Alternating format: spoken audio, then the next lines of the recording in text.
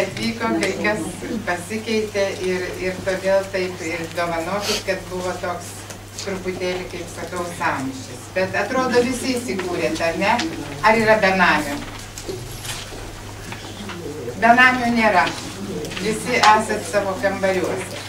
Jeigu kuriam sąlygos kažkuo netenkina, sakykit Zigmui, sakykit man, mes jeigu bus galimybė kažką pakeisim. Bet aš manau, kad mes čia neilgam įsikūrėm iki rytojaus po pietų, taip kad jeigu ir nelabai geros sąlygos, norėčiau pradėti mūsų tą konferenciją, kuri vadinasi Nepalikit su negale vienų. Ir žinot gal iš kur kilęs tas pavadinimas. Tai yra mūsų Romo Stonio, kuris gyvena Vilniuje, įdainuota daina. Mes čia šiandien turim svečiuose Paulius Luškonį. Ar yra Paulius čia? Va čia pažiūrėkit, jaunuolis, gražus jaunas vyras. Ir labai paslaugus ir labai geras. Jis yra mūsų naujai įkurtos svetainės administratorius. Ir tokį projektą kūrė, kad Romas Stonis galėtų, kad būtų išleista Romo Stonio kompaktinė plokštelė. Mums nelabai sekasi su autoriniam teisėm, tiesa? Truputėlį, bet man atrodo viskas išsprendžiama ir viskas suveikia. Ačiū Dievui. Geriems žmonėms sekasi. Tai jau mes ne žmonės geri, tai gal pasiseks. Tai vat Romas Stonis, sergantis Parkinsonu, mūsų draugijos narys, įdainavo tą dainą, kuri vadinasi Nepalikit su negale vienų. Kai bus ta kompaktinė plokštelė išleista, jūs ją išgirsite.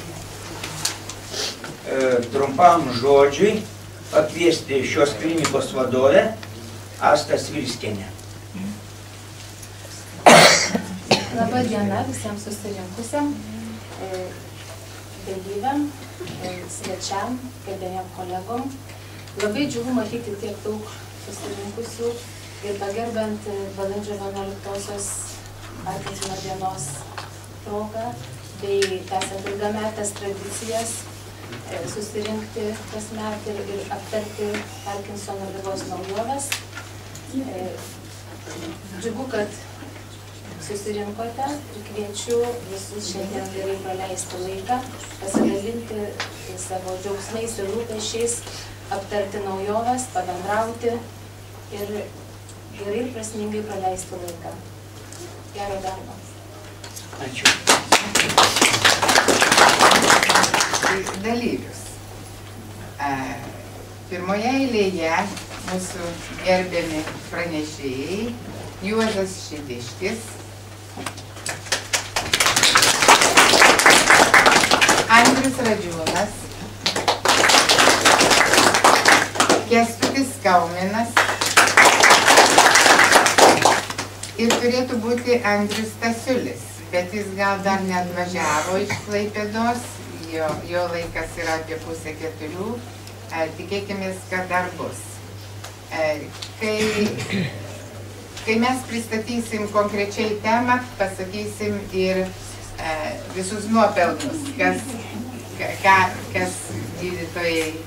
Tos ligos reiškiniai jums yra gerai žinomi, apie juos mums pasakoti ir nereikia. Tačiau mes kaip medikai stengiamės palengvinti, šalindami tuos jūs varginančius simptomus. Ir kas liečia medikamentinį gydymą, kuris taip pat yra didelių pasiekimų šiuo metu turintis ir galintis iki tam tikros ribos jums gana efektyviai padėti, jūs gana gerai žinot, visi su juo esat gerai pažįstami ir mokat patys juo netgi, sakyčiau, naudotis, taip ir turėtų būti.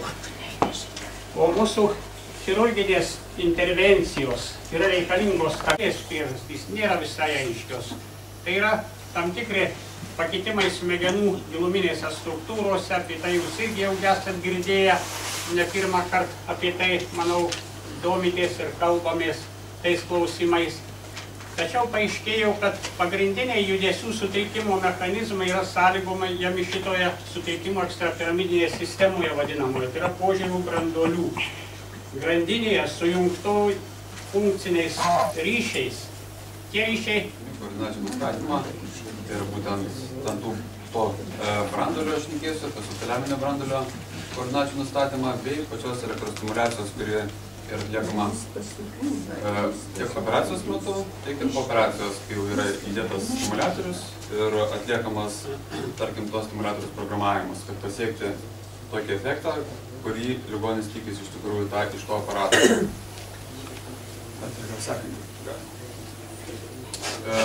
Taigi, jeigu trumpai kalbant, visų pirma, būtų pradiniame etape, būtų ligoninė paruošimas šią operacijai, yra svarbu. Na, su teisinga intencija čia atvažiavau, nes priėjo prie manęs ir sako, įstojau į Parkinsono draugiją, man saulė pasimatė, pradėjau bendrauti, pasikeitė kai kurios gyvenimo aplinkybės, pats pakeitė žmogus.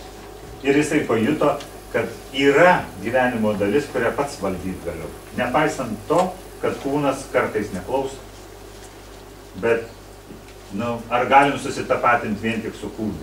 Ar galim sakyti, kad jeigu kūnas serga, tai mes ligoniai? Kūnas serga, bet tai nereiškia, kad mes sergame, ne? Tai labai ačiū už klausimą. Taigi, kas nuo ko priklauso? Aišku, kad reikia bendrom jėgom. Yra dalykų, kurie patys nepasidarysit, bet yra labai daug dalykų, kurie nuo jūsų priklauso. Tai, ką jūs papasakojot ir pakeitėt savo gyvenime, jokią tabletę nepakeistų. Čia jūsų požiūris pasikeitė.